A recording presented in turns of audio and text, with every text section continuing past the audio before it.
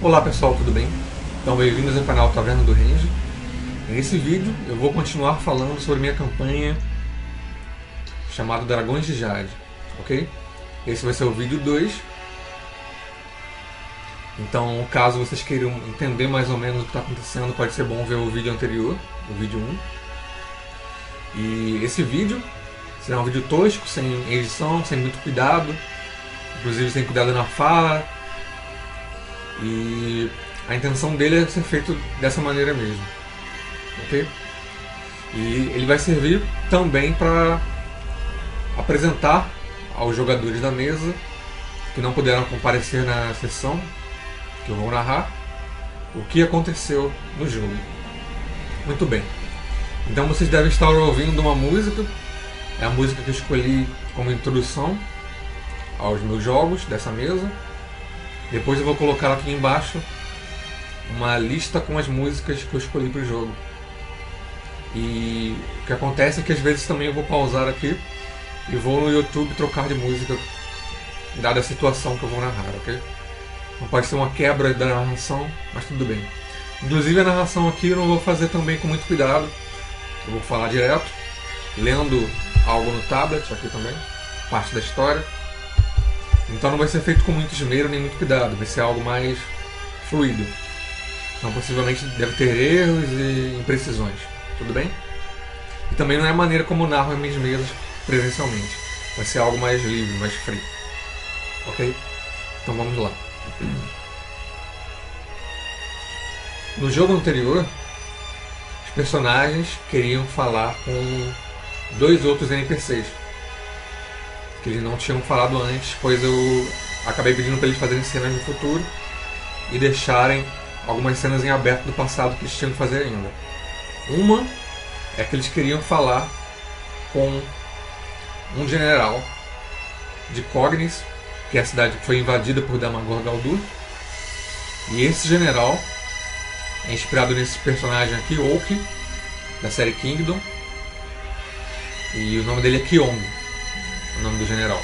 Então a imagem e a ideia do personagem general foi essa aqui, ok? Então o que acontece é que os personagens foram falar com o Kyong. Um dos personagens jogadores estava junto com o Kyong, que é um samurai. O nome dele é Hanzo, personagem do Matheus, um jogador da minha mesa. E então foram falar com o general Kyong para saber se eles precisavam de alguma ajuda em relação à guerra que estavam travando com o Damagor Guldur, ok? Então agora eu vou trocar de música aqui.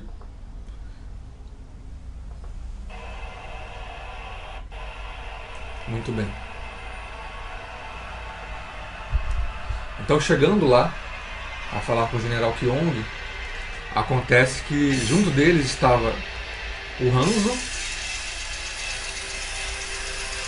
e também uma maga. Deixa eu dar uma pausa aqui numa música. Deu play em duas. Deixa só do diabo. Muito bem. Então, junto com o general Kyong, estava o Hanzo, que é um samurai, personagem jogador do grupo, e também uma maga, uma NPC, não player character, para quem não sabe, é um jogador que eu controlo como narrador, também estava junto ao general. O que o general diz basicamente foi o seguinte: que a Agatha, que é uma maga bastante inteligente, com vários estudos também, ela faria parte das estratégias de um grupo que iria atacar os soldados de Damagor Guldur. E ela seria estrategista então, a Agatha. Mas haveria um comandante das tropas, que é um lorde do local, da cidade de Donner. Eles estavam então na cidade de Donner, fugiram de Cognis, né? A família real, muitos soldados, depois que houve o ataque. Então ficaram na cidade de Donner, e nessa cidade de Donner eles montaram uma defesa para depois fazer um contra-ataque para tentar repelir as forças de Damagor Guldur. Quem sabe depois retomar a cidade de Cognis. Ok? Então, um dos grandes generais, o general Kyong, estava com a Agatha fazendo planos para ela ajudar nas táticas de um grupamento de homens que seria comandado por um outro Lorde chamado Lord Brunwich. Esse Lord Brunwich então teria a ajuda da Agatha, mas o Kyong, por saber que a posição do Brunwich como comandante seria muito importante, e caso ele fosse morto, a cidade de Donnerry perderia muito poder e poderia ser massacrado pelas tropas de Damagor Galdur. Então, o Kyong, o que ele faz? Ele pede para que o grupo de personagens, os heróis, né, que são amigos da Agatha, inclusive, são conhecidos da Agatha, ajudem na proteção do comandante e da própria estrategista, que é a Agatha. Ok? Então essa é basicamente a conversa que tiveram. Quem foi conversar com ele foi o Hans, o Samurai. Foi também um clérigo humano, se eu me lembro bem, o nome dele é Roderick. Eu tenho problema com nomes, eu não decoro muito bem nomes, desculpa. E também foi um anão, que é um anão clérigo guerreiro, chamado Thorin. Thorin, na verdade. Então eles foram conversar com o Kyong sobre isso, e o Kyong falou para eles que a Agatha Lynx seria estrategista e o Brunwich um comandante, e pediu então para que eles pudessem fazer a proteção do comandante e da estrategista, já que eles seriam alvos possivelmente de assassinos e outros ataques, para acabar com o líder desse grupamento, que seria um grupamento de 5.000 homens. E o grupamento do flanco esquerdo acabou que na guerra eles lutaram contra um grupamento de 10.000 homens de Damagor Galdur, quer dizer, o dobro da quantidade deles. Mas a Agatha, como sendo uma grande estrategista, poderia conseguir reverter essa diferença numérica.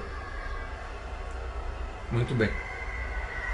Então, isso foi a conversa com o general Kyong. E a Agatha Lynx é uma maga de cabelos longos, pretos. Eu vou colocar aqui a imagem a que me inspirou a aparência da Agatha, para vocês verem. Vou passar aqui nos slides. E o que me inspirou a aparência da Agatha é a Shanoa, espero estar falando certo, do Castlevania, Order of Ecclesia. Ok? Então essa aparência aqui que eu imagino mais ou menos como sendo a Agatha. Agatha Lynx, o nome dela, uma maga. Uma maga também que vivia em Cognis, que foi invadida. Ok? E ela tem um contato bom com os personagens jogadores. Então uma imagem aqui que eu achei legal. E aqui uma outra imagem também. Então essa seria a aparência da Agatha Lynx na minha visão, na minha imaginação, a qual me inspirei na aparência. Cabelos longos, pretos, então bastante bonito também. Então voltando. Ok. E depois de conversarem com o general Kyong e saber que precisavam da ajuda, e a batalha seria no dia seguinte, a batalha de Cognis contra Damagor Galdur, o que aconteceu foi que foram falar também com um paladino chamado Maximilian. E essa imagem aqui é mais ou menos como imaginei o paladino, só que eu imaginei ele sendo mais careca aqui, sendo mais ou menos idoso, tendo meia idade quase, meia idade talvez, não sei. Bem, a idade dele que eu imaginei seria entre 50 e 55 anos de idade. Ele é um paladino da divindade Sil, ok? E ele estaria encarregado da proteção e da segurança da cidade de Cognis, sendo a maior autoridade dentro da cidade naquele momento de guerra. Okay? Então há uma conversa com ele, Maximilian. Primeiro, quem foi falar com ele foi a personagem Lúcia Solares, que também tem uma ligação com a igreja de Sil, apesar de não ser exatamente uma clériga ou paladina. Ela faz parte de uma ordem secreta da igreja de Sil em que o Paladino Maximilian também faz parte. É realmente uma ordem secreta, não é dito abertamente quem são seus membros. E essa ordem, ela é especializada no trato em combate dos demônios e horrores que foram incluídos na história, ok? Então é isso. Primeiro a conversar com o Paladino foi a Lúcia, então, e o Fur, que é um personagem meio dragão das sombras. E depois chegaram os outros personagens. Então a Lúcia contou ao Paladino sobre o pai dela, o Lúcio Solaris, que havia então sido corrompido pelas forças demoníacas, né? E virado uma criatura talvez até mais poderosa do que antes, quando era em vida, mas não sabem ainda qual é a razão de ele ter sido corrompido. Ela pergunta inclusive se havia algum tipo de artefato que poderia transformar uma pessoa boa numa pessoa ruim. E o Paladino diz que a princípio ele não conhecia um artefato desse tipo, mas que seria possível se a própria pessoa se entregasse às forças do mal. Okay? Então, muito bem. Há essa conversa. Depois os outros personagens chegam também ao local para conversar com ele. Ele fica muito nervoso quando sabe que Lúcio Solaris, que era um antigo campeão da Igreja de Síria, se tornou então um aliado das forças dos horrores do reino de Babel, que é um reino inimigo. Inclusive ele acaba mordendo o próprio lábio com fúria e nervosismo. O rosto dele começa a ter espasmos também. Ele dá um soco na mesa, quebrando parte dela e encravando as unhas na mão também, saindo um pouco de sangue. E conversa com eles e também ele dá autorização, porque essa é uma cena no passado, para o que foi feito que foi descrito no vídeo anterior, quando eles foram para a casa do Grievehart, do Lord Grievehart, procurar indícios de que ele era um horror, que ele cometia tortura na casa dele. Então o Paladino Maximilian dá a eles o aval, escreve num pergaminho, coloca o selo dele, dizendo que realmente podem pegar pessoas da guarda e ir na casa do Grievehart. Então são duas cenas do passado que eu queria fazer com os jogadores e não tinha feito ainda. Então eles são cenas do passado e depois voltei para o presente, que é eles saindo da casa do Lord Grievehart. Quando eles saíram da casa do Lord Grievehart, eu pedi para eles fazerem teste de percepção. Se eu lembro bem, poucos personagens passaram, talvez apenas o Roderick, o clérigo de si. Ele percebeu que havia aquele local muito escuro, era de madrugada ainda. Tudo isso que eles fizeram foi de noite, então era algo entre 3 e 4 horas da manhã. E eles viram uma moça cambaleando, ou melhor, o clérigo viu essa moça cambaleando, entrando num beco, se afastando deles. E ela estaria nua também, muito cambaleante, se movendo de maneira estranha. E o clérigo então segue para onde teria ido essa moça.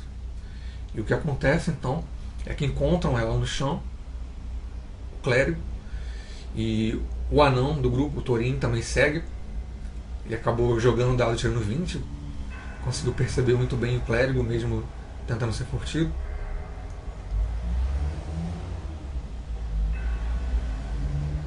E que eu lembro bem também, eu acho que foi a Lúcia. Ou melhor, eu acho que foi a personagem da Lúcia que foi no local procurar a moça, não o clérigo. Eu acho que eles conversaram ali e mandou a Lúcia, que é mais furtiva. Foi isso mesmo. Desculpe o erro. Então foi a Lúcia e o clérigo conseguiu também ir até lá. E viu que a moça estava caída no chão quando chegaram lá. E a Lúcia ficou preocupada, pensando que poderia ser um horror. Mas viu que era uma moça que estava com feridas nas costas, no corpo. E essas feridas começaram a se regenerar. Começaram a se fechar. conforme o tempo passava. E a Lúcia achou aquilo muito estranho, pensando que poderia ser uma vampira ou então um horror.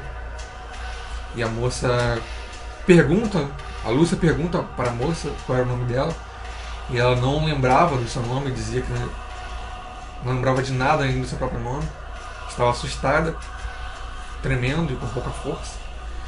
E então, depois de algum tempo conversando, a Lúcia acende sua lâmina. Ela tem uma arma que brilha como a luz do sol. Inclusive, se a pessoa fosse uma vampira, ela teria algum efeito negativo da arma. Mas os outros personagens conseguem ver aquilo. E corre então até onde estava a Lúcia e o anão Thorin e a moça desconhecida. Então o que acontece é que a moça não sabia seu nome, estava perdida. A Lúcia dá uma capa para ela se envolver, porque estava sem roupa. E então eles começam a rumar, tentando levar a moça ao templo onde estava o paladino de Ciri, Maximilian. Então o que acontece é que começam a levar ela para o templo. Eu pedi então mais um teste de percepção, e os que passaram, era um teste não muito difícil, perceberam que algumas plantas ao redor que estavam muito murchas e secas, elas começavam a ganhar mais vida, ficar mais rígidas e melhorar a sua condição conforme a moça passava pelo local. Então os personagens viam aquilo e achavam estranho. E a Lúcia então se aproxima da moça e lança uma magia de cura. Quando ela lança essa magia de cura, o que acontece é que ela invocou a sua prece de cura e uma luz da moça começa a cintilar muito, muito forte. E há uma explosão de luz ali. Os personagens são jogados para o lado, a moça fica no chão, e o que acontece é que uma grande luz, uma explosão de luz é feita ali na cidade de Donner, e era de madrugada, mas não tinha muito som, era mais luz mesmo. E todos os personagens que estavam ali acabaram sendo curados das feridas que eles tiveram no combate da sessão anterior, que foi o combate contra os horrores e as armadilhas também. Então as feridas deles começaram a se fechar, mas foram jogados para o lado. Então eles viram aquilo e ficaram atônitos, não sabendo o que aconteceu e querendo chegar mais rápido ainda ao templo de Ciri, pois aquilo poderia chamar uma atenção indesejada para eles. E é isso que eles fazem. Levam então a moça ao templo de Ciri, onde os clérigos de Ciri estavam de fora do templo, tentando ver e saber o que havia acontecido ali na cidade de Donner, aquela luz, e o paladino Maximilian também estava fora. Então eles levam a moça, os clérigos ajudam a carregá-la, levam a uma cama dentro do templo, e o paladino Maximilian vai falar com o pessoal, pede para eles saírem da sala onde a moça está. Todo o grupo se encontra no local, inclusive personagens que não estavam antes, que era o Fur, que era o meio dragão, e também a Poliana, que é uma ranger multiclasse com outro que eu não lembro agora. Muito bem. Então eles conversam. O Maximilian fala que não poderia dizer, sabe o que ela é, sabe que ela não é um horror, sabe que não é um vampiro, não é uma ameaça, mas que não poderia dizer a eles o que ela era. Mas não mentiria para eles também. Então, eles conversando com Maximilian, eles fazem um teste de intuição e lembram que tinham visto algo no corpo daquela moça que já haviam visto antes, que era uma marca de tatuagem que vinha da mão até o pé, no lado direito do corpo. E as marcas eram marcas de florais, plantas, flores e rosas. com uma tatuagem imensa. Eles lembram que essa tatuagem eles haviam visto em outra pessoa que eles conheciam, que era a Agatha Lynx novamente. Ela. Mas a Agatha possuía uma tatuagem que era de dragão, de um dragão. Um dragão negro sobre sua mão. Então o que acontece é que eles, lembrando disso, vão conversar com a Agatha Lynx. A Agatha Lynx estava então no acampamento fora da cidade, na última vez que conversaram, e foram até ela então. Era quase 3, 4 horas da manhã. Acabam de conversar com o Paladino, que fala para eles não se preocuparem, e vão até ela. E nela eles conseguem entrar, pois inclusive o Hanzo, o samurai, estava com eles. Conseguem entrar no acampamento sem problema e chegaram onde a estrategista estaria então. E conversando com os guardas, levam até o local onde a Agatha estava.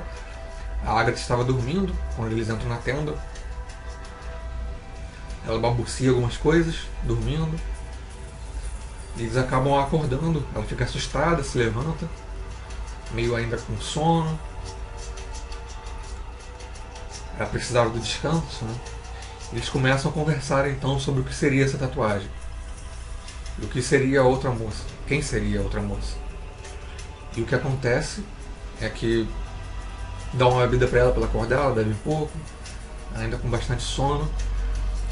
E então ela falou sobre a tatuagem.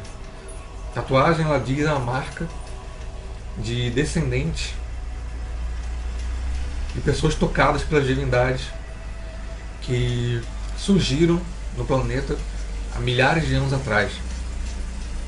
E tem a ver inclusive com algo que eles procuram, que são estatuetas de dragão. Sobre Cognis, no subterrâneo de Cognis, há um príncipe horror preso. Esse príncipe horror foi preso há milhares de anos atrás. E para prender esse príncipe horror, que chamam também de pai dos horrores, era necessário poder de divindades que não conseguiam destruí-lo, mas conseguiam prendê-los. Então essas pessoas tocadas pelas divindades conseguiram criar um meio de prender esse horror, apenas prender. E as estatuetas dos dragões seriam algo como chaves e necessárias para prender o horror do subterrâneo. E também como chaves e como uma barreira de proteção. Caso todas as estatuetas sejam encontradas, é possível abrir a prisão desse pai dos horrores, um horror enorme que está preso sobre Cognis, no subterrâneo de Cognis. Muito bem. Então ela diz que ela é uma descendente desses tocados pelas divindades. E a outra moça também seria. O nome dela era Juliana, uma tocada pela divindade da vida, Kali Kazan, que é o nome da divindade da vida. Muito bem. Então ela teria esses poderes de regeneração, por ser uma tocada pela divindade da vida. E a Agatha Lynx seria também uma tocada pela divindade do dragão. Muito bem, conversam então. E veem que precisam dormir, pois haveria um combate no dia posterior. Ou melhor, já era no mesmo dia, né? Era de madrugada. Então a Agatha fala para que eles possam dormir ali na tenda mesmo. Então eles se ajeitam e dormem por ali. Então disso, depois dessas conversas, o que acontece é que passa para o dia, a aurora do próximo dia, do dia que eles estão, e acontece que aconteceria o combate entre as forças de Cognis, que estavam em Donnerry, contra as forças de Damagor Gaudur. Inclusive, houve uma cena entre o Hanzo, o samurai, e também o Kyong. O Hanzo ele queria ir para a linha de frente do combate, mas o Kyong fala que não, que seria melhor ele proteger o comandante Bromwich, pois caso eles perdessem o comandante, o grupo de 5.000 homens dele estaria sem rumo, praticamente, sem a figura do comandante desse grupo. E também proteger a Agatha, que é estrategista. Então, o Hanzo fala com o Kyong, conversa, e ele quer realmente ir para a linha de frente e lutar junto com os soldados. Mas o Kyong acha melhor não. O Hanzo tenta falar que a Agatha é uma péssima estrategista, e o Kyong ri, fala que não, que ela é uma pessoa realmente bastante inteligente e competente para isso. E acaba ficando de acordo que ele não iria para a linha de frente e sim proteger o comandante. Muito bem. Então, o que acontece é que vão dormir e tudo mais. Na aurora do dia, quando amanhece, depois de eles dormirem um pouco, o Hanzo conversa com um garoto, um camponês. Eles têm uma conversa sobre coragem, e o Hanzo acaba se preocupando com os camponeses e os soldados normais que iriam para a frente de batalha, e decide não acompanhar o grupo e ir para a frente de batalha. Então tudo bem. Então chega a aurora do dia, amanhece, e as tropas começam a se mover em direção ao local de combate. Muito bem. O que acontece então é que a Agatha ela fez vários planos para conseguir com 5.000 homens combater um grupo de 10.000 homens. O local para onde a tropa dela e do comandante Bromwich iria era para o flanco esquerdo do combate, mais para a extrema esquerda mesmo, próximo ao local onde havia floresta. Então o que ela decidiu fazer era separar os 5.000 homens em dois grupos. Um grupo de 1.000 homens que entrou na floresta e um grupo de 4.000 homens que ficou à frente. E o que faz então ela já tendo conhecimento do terreno, em que o grupo de Damagor Galdur não possuía, por não conhecer o local, ela infiltra os homens na floresta, e quando acontece o combate, ela mandou esse grupo atacar o flanco esquerdo, extrema esquerda do grupo dos guerreiros de Damagor Galdur. Então isso já faz um ataque surpresa neles, né? Diminuindo um pouco seus números vindo pela floresta. Então, aos dois exércitos no campo de combate, o exército inimigo de Damagor Galdur, os guerreiros, os soldados possuíam armaduras negras, e os grupos dos exércitos foram divididos em várias partes, em vários flancos. Muito bem. O que acontece então é que no local havia essa mancha negra de soldados de Damagor Galdur, e eles veem algo mais assustador voando sobre os céus. Eles veem nada mais nada menos do que dragões negros voando sobre o exército de Damagor Galdur. Eles então usariam essas feras. O local possuía um cheiro específico muito forte, fedor de latrinas improvisadas, mas também um pouco antes, já que eles estavam acampados ali há muito tempo, eles também, antes do combate, se serviram de comida. Havia comida sendo assada ali antes do combate, né? Para as pessoas que acampavam. E, usando uma figura de linguagem, poderia se sentir também o cheiro do medo. A temperatura no local era bem baixa em relação à nossa, quase 20 graus, com vento fresco soprando. O céu estava com poucas nuvens, parecido com essa imagem aqui. Okay? E podia-se ouvir no local gritos de guerra, muitas vozes, conversas, bumbos, tambores também, cornetas de guerra. E o local onde eu estava era um campo com mato não muito alto, quase da altura do joelho mais ou menos. E o grupo que estava com o comandante Brownish e a Agatha ficava bem atrás da linha de combate, sobre um local mais alto.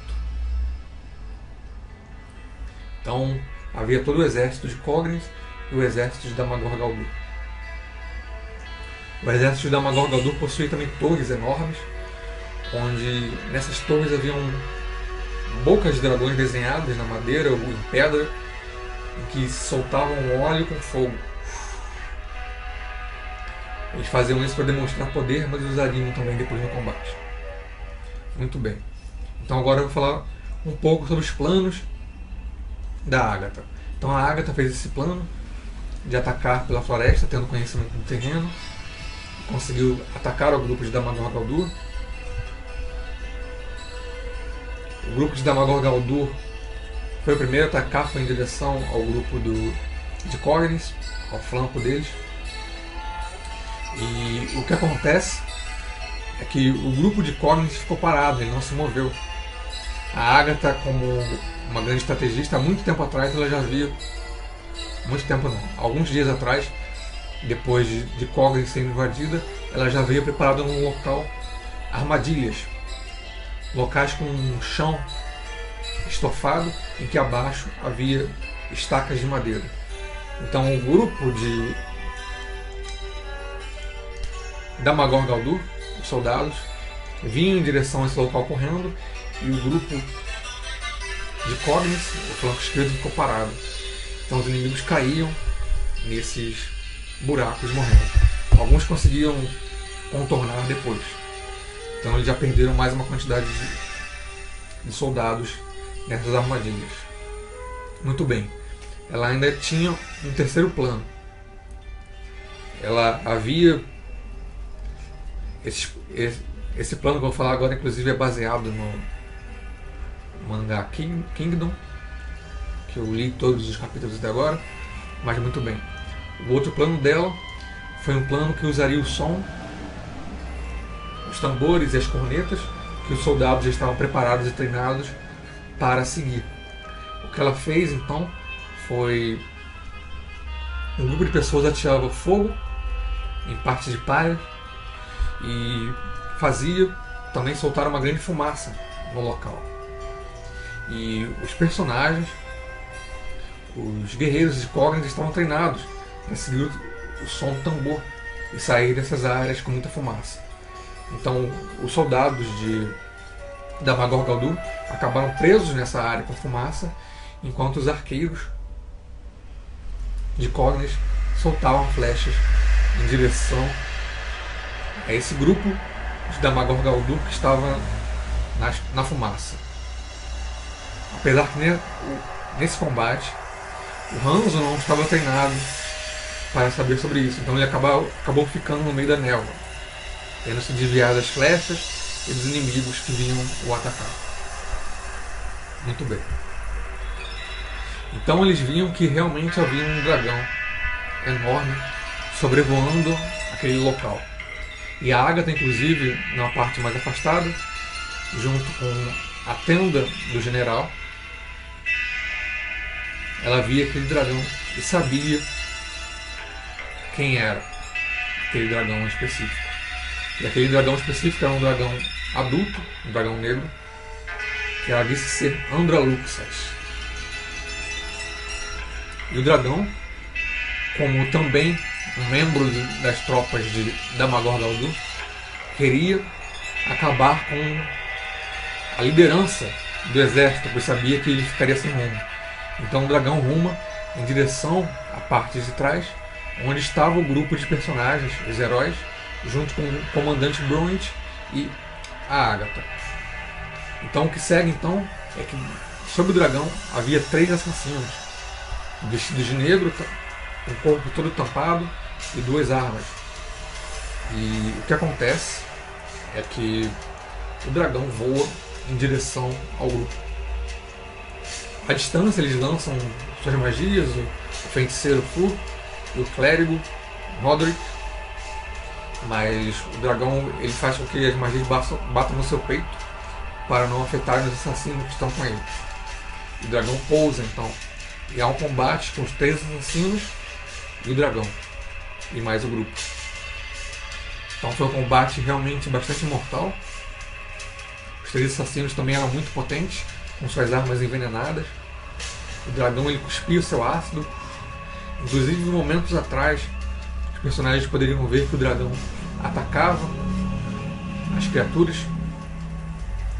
os soldados de Cognis. Ele também usava o seu medo para afastar os soldados, não atacarem. E sobre de sua boca escorria ácido que caía no chão, fazendo buracos inclusive. Também soltava baforadas de ácido dos soldados de Cognis em momentos atrás, né, antes de chegar no grupo. Mordia, despedaçava eles. Mas depois então ele foi atacar o comandante Bromwich, que o grupo deveria proteger. Então é um combate muito difícil. Inclusive um personagem, o feiticeiro Fur, acaba sendo alvejado pela baforada e morrendo. Mas por sorte havia um clérigo de Cili, o anão, ali perto, que pôde ajudar com a magia de ressurreição. Então houve esse combate muito difícil. E ao mesmo tempo, na linha de frente, longe dali, 2 assassinos haviam sido enviados para acabar com a vida de Hanzo. O que acontece é que Damagor Galdur possuía espiões também em Cognis. E eles acabaram sabendo que um desses guerreiros principais, dos mais fortes de Cognis, havia ido para a linha de frente. Então ele era algo fácil e foi enviado 2 assassinos para acabar com ele. Então é um combate difícil.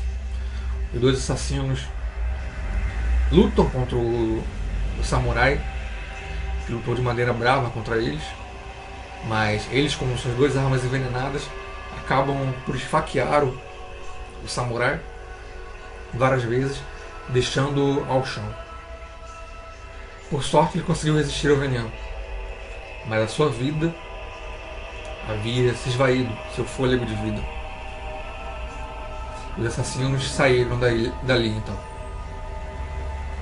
O que acontece é que, momentos atrás, ainda voltando um pouco ao passado, os personagens haviam percebido que o Hanzo não estava entre eles para proteger o comandante, e a Agatha havia dito para eles que Hanzo havia ido para a frente de batalha, que ela sabia disso, pois havia conversado com o general Kyong. E ela, então, sabendo disso, e querendo proteger um dos seus companheiros mais poderosos, ela enviou um clérigo de Cili também para a frente de batalha, sem conhecimento de Hanzo, para que pudesse o ajudar. E no caso, mesmo o fôlego de vida dele tendo sido perdido, o clérigo, após ver isso, um pouco afastado do local, consegue rapidamente, no máximo não mais que 1 minuto depois de sua queda, revivê-lo. Mas Hanzo, o samurai, tem uma visão então onde ele encontra o garoto, com quem ele havia conversado há tempos atrás, pensando que o garoto havia morrido também, né? Estava no outro mundo, e eles haviam se encontrado. Mas o garoto dizia para ele que não era a sua hora ainda. O garoto havia dado uma pedra para ele, que inclusive o clérigo usa para o reviver. Então depois o Hanzo é levado de volta para o acampamento onde estavam os personagens do comandante Bromwich, pelo clérigo que o salvou, o clérigo de Cili. Agora talvez o Hanzo, o samurai, havia talvez aprendido a lição de não desobedecer a ordem dos seus superiores, pois eles sabiam das dificuldades do combate. também que o grupo precisaria da ajuda deles para resistir aos ataques que tinham em vista a cabeça do comandante. Muito bem. Então, a batalha foi durante a tarde e na noite daquele dia eles se reuniram na tenda para conversar. E então acontece algo estranho. O local começa a ficar mais frio, a temperatura cai bastante mesmo, inclusive a ponto da respiração sair daquela vapor branco da respiração. E eles começam a se ver não mais dentro da tenda, mas dentro de um local que parecia uma capela, muito escura, muito escuro. Os personagens não sabiam o que estava acontecendo. A Lúcia lança sua luz sobre a espada e o clérigo também lança seu truque de luz, mas a escuridão do local estaria como se estivesse absorvendo a luz da espada da Lúcia e da magia invocada pelo clérigo. Então eles veem uma figura se aproximar dele naquela capela. E agora, me desculpa, eles vão mudar de música. Muito bem. Então, ouvem algumas vozes estranhas vindo daquela capela. E as vozes eram dessa forma aqui que eu vou mostrar para vocês. Então depois dessas músicas aqui eu vou deixar todas num link.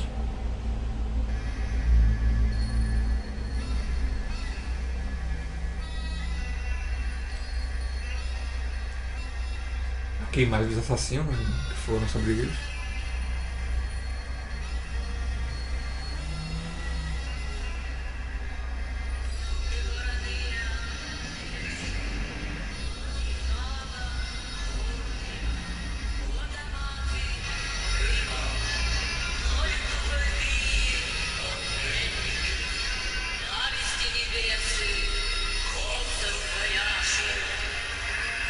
Então essa é a figura que viram no local.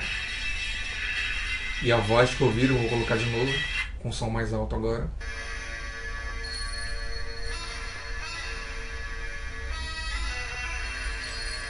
Viram se aproximar uma mulher dessa forma. E a imagem como se fosse uma capela, como vocês veem aqui. Então ela possui o rosto branco, extremamente pálido.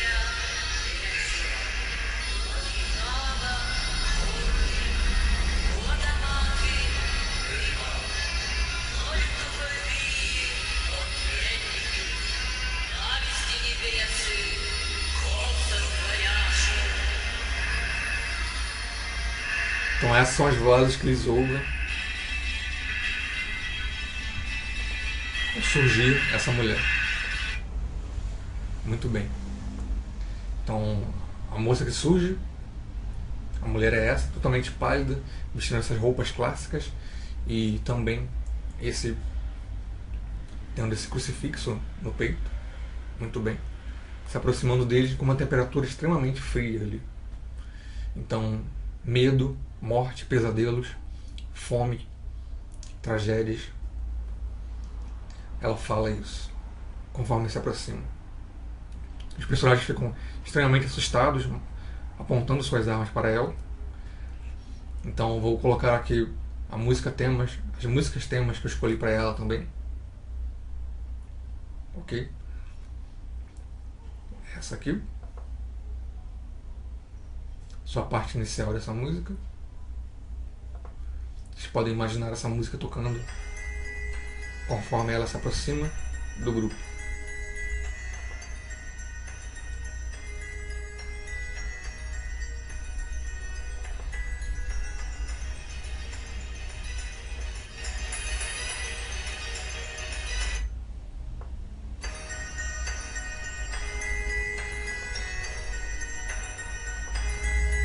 Então, ela começa a falar com os personagens.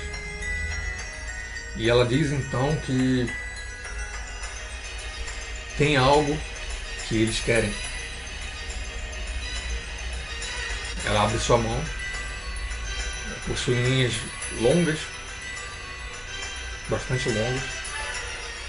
Em sua mão surge um pequeno baú. Então você pode imaginar essa música com a música do tema dela, né? Uma das músicas do tema dela, tem mais uma.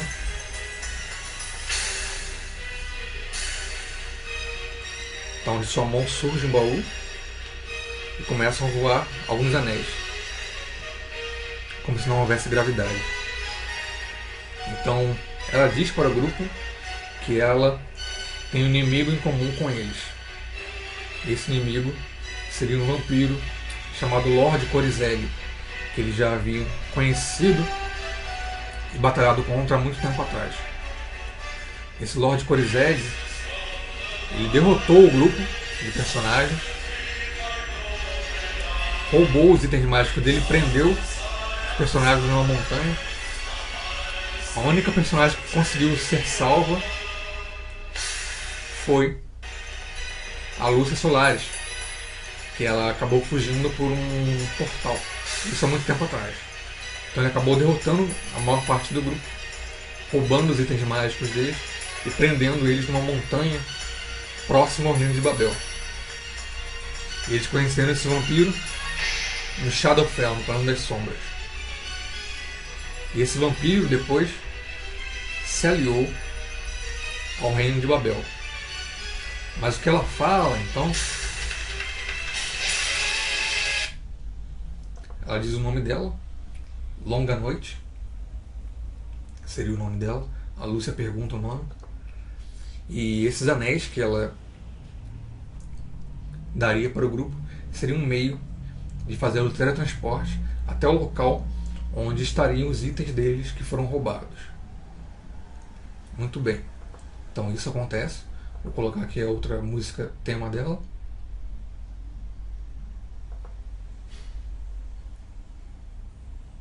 Uma outra música do Limbonic Art. Um cover. Muito bem.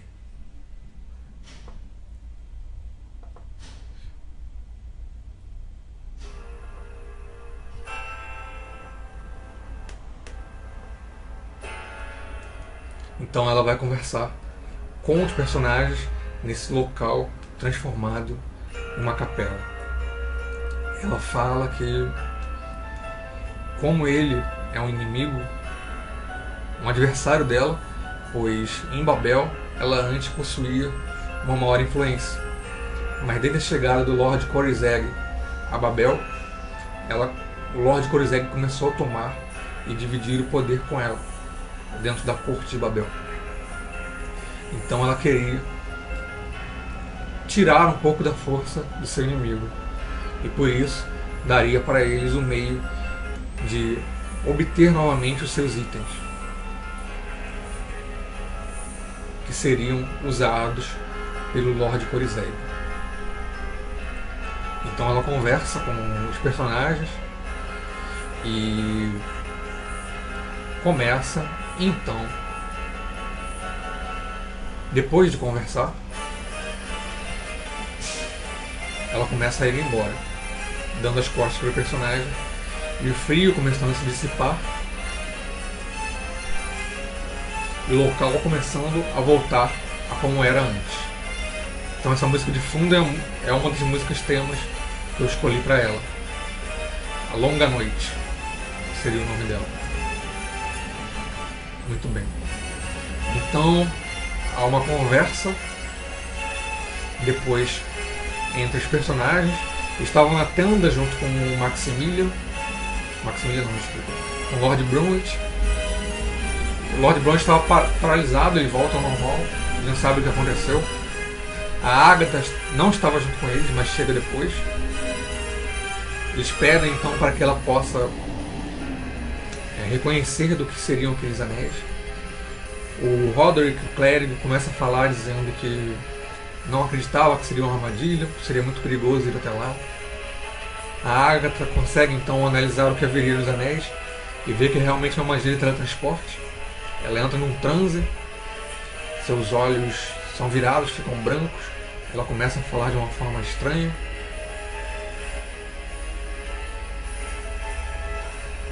podem imaginar que ela falou, inclusive, de forma parecida, como tem essa música aqui no início.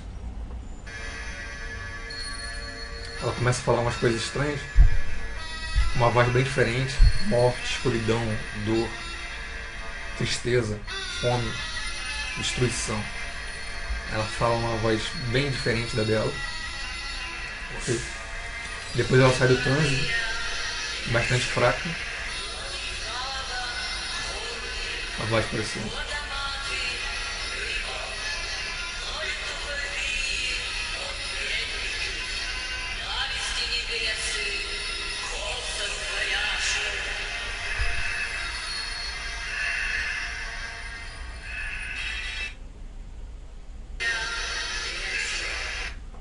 Vou botar de novo porque é muito maneiro. Acho muito maneiro esse vocal. Então a voz seria mais ou menos assim.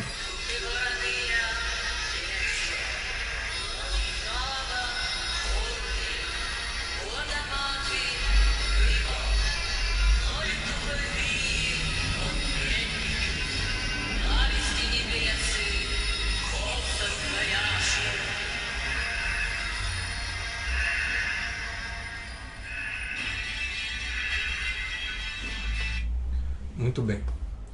Então, voltar aqui a música, uma das músicas temas da Longa Noite.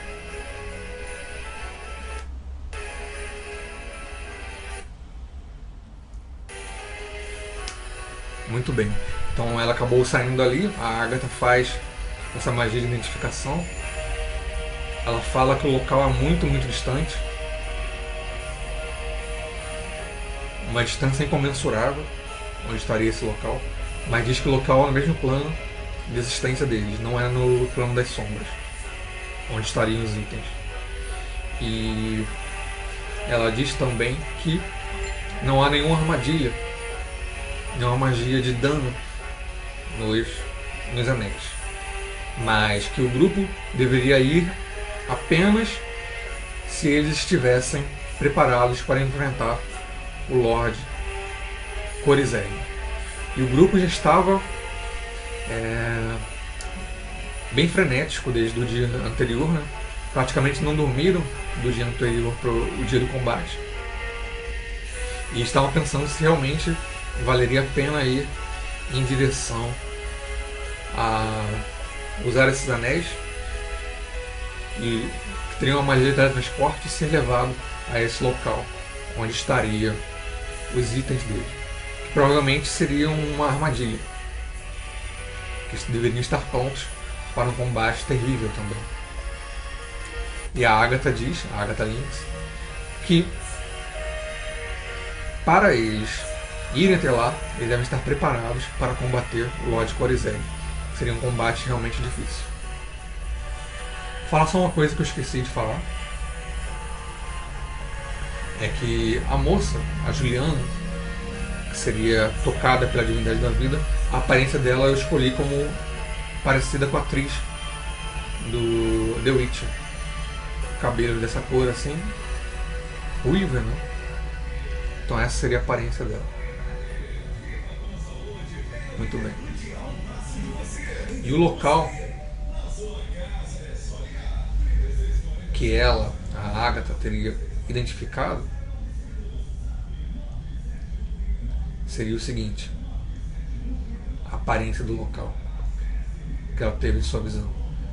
Eu vou imaginar mais ou menos parecido com esse local aqui. Local que ela tem nas suas visões quando ela analisa o anel. Então algumas pilastras assim, né? Umas pilastras. E aqui uma escuridão avassaladora, imensa, com estrelas ao fundo assim.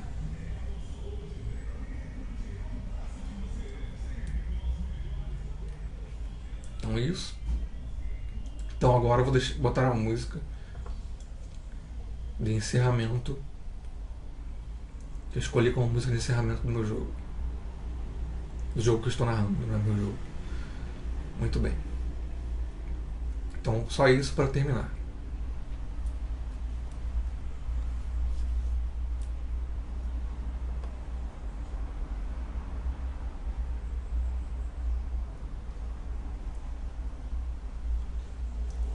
música da banda Arturos.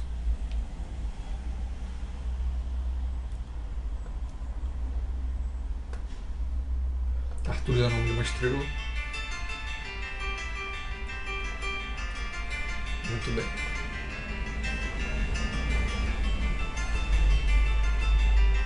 Então esse foi o segundo vídeo do diário de campanha. Aconteceram bastante narração nesse jogo, né? Teve bastante parte interpretativa, muito roleplay. Teve um combate apenas, que foi contra o dragão e contra os assassinos. São bastante fortes também.